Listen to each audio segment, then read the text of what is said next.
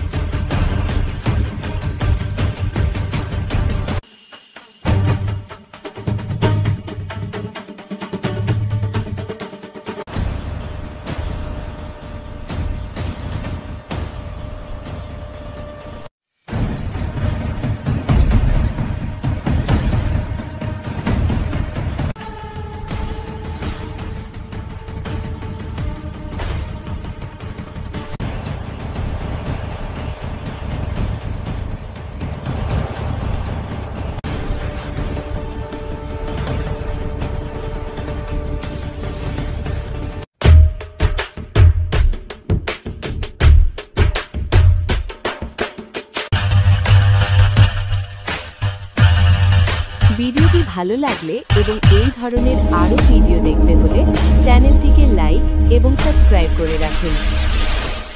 প্রাচীন যুগে পৃথিবীতে যখন অশুভ শক্তির বাড়বাড়ন্ত অশুদ্ধের দাপাদাপিতে পৃথিবীর শান্তি বিঘ্নিত হচ্ছিল, তখন মা মহাকালী আবির্ভূত হয়ে যেভাবে অসুরদেরকে বধ করে ধ্বংস করেছিলেন, ভিডিওর মাধ্যমে সেটাকে তুলে ধরার চেষ্টা করলাম।